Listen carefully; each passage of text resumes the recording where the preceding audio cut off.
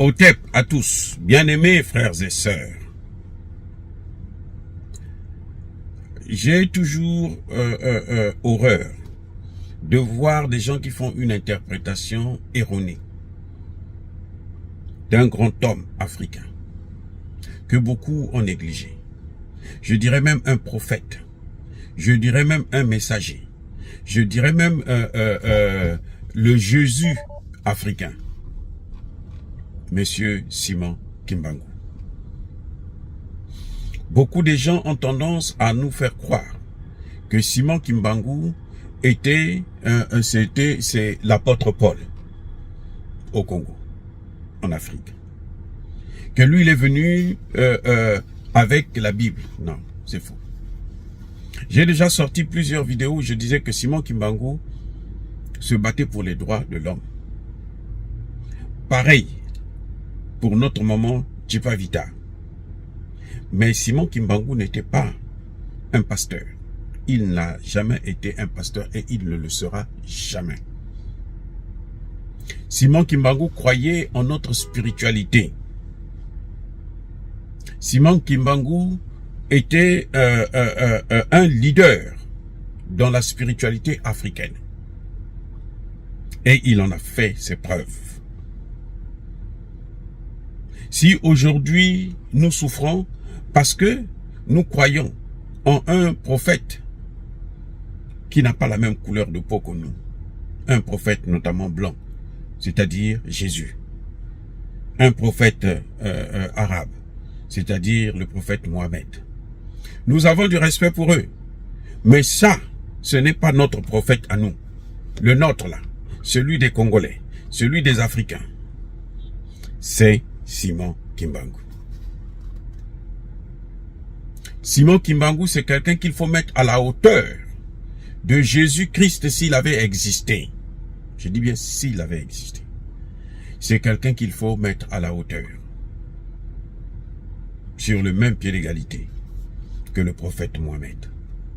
Simon Kimbangu, c'était un grand homme, spirituel, mais aussi qui se battait pour les droits de l'homme, qui n'était pas corrompu, qu'on ne pouvait pas corrompre, qui n'a jamais accepté de s'humilier, qui a souffert, torturé autre part ces Occidentaux, le colonisateur, et que nous, malheureusement, ne voulons pas reconnaître sa grandeur. Et ça, c'est le problème des Africains, notamment des Congolais, notamment des Africains de l'Afrique centrale. Eh oui. Comment si vous n'êtes pas capable de reconnaître vos propres leaders? Vous partez vous agenouiller devant un autre leader, le leader des autres. Comment voulez-vous que votre leader puisse travailler pour vous? Comment voulez-vous que Simon Kimbangu puisse travailler pour élever la société africaine si nous ne le reconnaissons pas sur les faits qu'il a présentés devant nous? Tout le monde connaît les miracles qu'il a fait. Comment peut-il travailler dans le monde spirituel pour nous assister? Parce que le combat que nous menons, nous, aujourd'hui, le combat des panafricanistes, c'est un combat qui n'est pas seulement matériel, physique, non. C'est un combat spirituel. Parce que nous sommes dans la symétrie. C'est une guerre asymétrique. Et la guerre asymétrique ne se fait pas seulement avec les médias. La guerre asymétrique commence dans le monde invisible. Parce que même la Bible reconnaît qu'il y a deux mondes. Il y a le monde visible et il y a le monde invisible. La guerre asymétrique, là, c'est aussi d'abord introduire le paramètre invisible. Comment vous pouvez-vous expliquer que le Covid qui a fait des ravages partout dans le monde, en Europe et aux États-Unis, a fait moins de dégâts, sinon presque pas de dégâts, en Afrique? Comment? Vous croyez que nous sommes des surhommes? Non. C'est parce que dans le monde spirituel, les gens n'ont pas accepté ça. Nos ancêtres n'ont pas accepté ça. Et ça veut dire que nos ancêtres sont capables de nous sauver. Nos ancêtres sont capables de nous élever. Nos ancêtres sont capables de nous délivrer. Ce n'est pas les ancêtres des autres. Ce n'est pas le Dieu des autres. Vous allez en Chine, le Dieu des Chinois a la tête d'un Chinois, la couleur d'un Chinois. Vous allez chez les Arabes, c'est pareil. Vous allez chez les Blancs, les Romains, c'est pareil. Pourquoi chez nous, notre Dieu, on ne veut pas le reconnaître, on va reconnaître le Dieu des autres. On ne veut même pas reconnaître les faits. On veut voir en lui seulement un simple magicien qui est venu, qui avait un certain nombre de pouvoirs. Non. Simon Kimbangu n'est pas un magicien. C'est un véritable homme de Dieu qu'on ne peut égaler à aucun pasteur, à aucun évêque, aucun cardinal. Il est au-dessus de tout ce monde-là. Mais il ne peut pas travailler pour nous si nous ne reconnaissons pas. C'est pour ça que j'ai toujours demandé à ce que nous puissions faire un retour. Nous puissions reconnaître notre identité, notre spiritualité, nos ancêtres. Respectons-les et ils feront le travail pour nous dans le monde spirituel. Et nous allons avoir, ils nous guideront pour que dans le matériel, le monde physique, visible, nous puissions savoir où est-ce qu'il faut mettre le pied, comment faut-il marcher. C'est pour ça que je salue la décision du président Tshisekedi de faire de la journée du 6 avril une journée chômée, payée, une journée fériée dans l'ensemble du territoire congolais, en faveur, en honneur de Simon Kimbangu. C'est un pas, mais il faut en faire plus pour que son esprit puisse désormais travailler à fond pour nous sauver. Parce que les adversaires que nous avons en face de nous, ces occidentaux-là, ce ne sont pas des enfants du cœur. Et ils ne lésiment pas sur les moyens pour nous détruire. S'il faut nous exterminer, ils le feront. Vous voyez, depuis les années 60 jusqu'à aujourd'hui, ou plutôt depuis 1885, lorsqu'ils ont divisé l'Afrique, ils avaient pris la décision de faire en sorte que l'Afrique ne se développe pas, que l'Afrique ne puisse pas avoir une armée. C'est ce que nous voyons jusqu'aujourd'hui.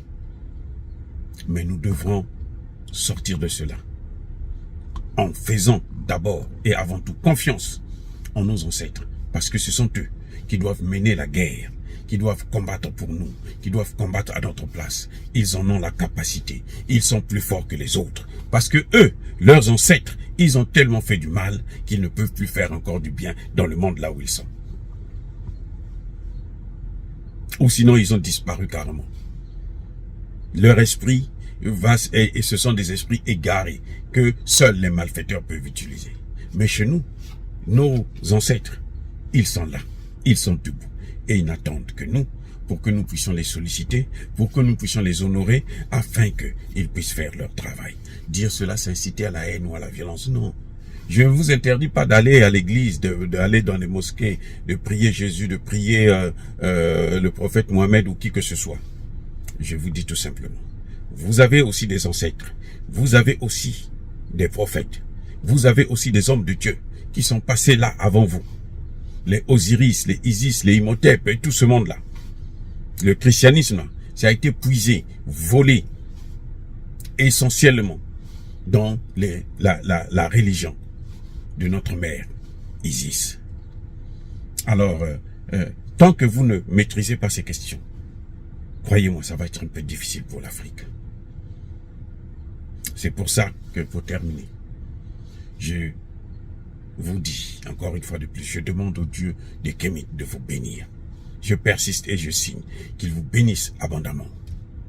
Mais que tous ceux qui persécutent le continent africain le pillent et le déstabilisent, qu'ils soient noirs, blancs, chinois, arabes, indiens, qui qu'ils soient maudits, punis, foudroyés, neutralisés, effacés, écrasés par ce Dieu des Kémites et par nos ancêtres angélisés.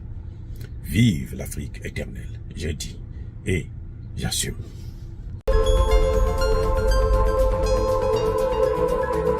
Mon papa, vous constatez là-bas, c'est la guerre ici. Les militaires sont devant nous là-bas, ils sont à moins de 10 km d'ici, dans la cité de Saké. Nous sommes dans l'urgence d'évacuer les enfants les déplacer vers cet axe ici, là où il y a la guerre. Et je suis Fiston Amissi, le coordonnateur de l'orphelinat Jésus et mon papa Nord Kivu. Nous sommes venus vers vous pour vous montrer la situation dont on traverse présentement. Nous voici devant notre structure, là où nous gardons les enfants. Nous avons ici plus de 45 enfants, filles et garçons. Et dans l'endroit où nous nous trouvons présentement, c'est du côté là où provient la guerre. Ils sont juste dans moins de 10 km ici, en train de foncer vers la ville de Goma. Et voilà pourquoi nous sommes venus vous demander une aide. Nous devons évacuer ces enfants ici vers un endroit plus sûr, parce que cet endroit ici est beaucoup plus dangereux. Pourquoi? Parce que c'est là où provient la guerre et c'est du côté où il y a trop de risques. Voilà pourquoi nous voulions avoir des moyens pour puisse déplacer ces enfants ici d'urgence dans un endroit beaucoup plus sûr en attendant que la situation puisse se calmer. Maintenant là, nous sommes dans l'impossibilité de le faire. Pourquoi? Parce que il faut aménager là où les enfants seront. Il faut le moyen de transport pour les transporter. Il faut aussi chercher comment avoir aussi de la nourriture là où ils vont rester. Ça, c'est la situation qui devient très très compliquée ici. Donc, comme vous le remarquez à côté, ici, juste à l'église, à côté de notre orphelinat, il y a déjà des déplacés de guerre qui sont là, ils manquent où aller. Mais nous ne pouvons pas attendre que la guerre puisse arriver jusqu'aux enfants et croiser les bras sans rien faire. Voilà pourquoi nous sommes venus vers vous pour demander l'aide. En tout cas, nous avons besoin d'assistance, d'urgence pour que nous puissions évacuer ces enfants ici vers un endroit beaucoup plus sûr. Comme la situation nous oblige, nous avons besoin vraiment de votre assistance. Merci et que Dieu vous bénisse. Voilà nos enfants, ils sont là. Et en tout cas, jusque-là, ils vont bien, ils sont en train de regarder la télévision. Et nous voulons que nous puissions avoir une assistance pour que nous puissions chercher comment évacuer nos enfants ici vers un endroit plus sûr.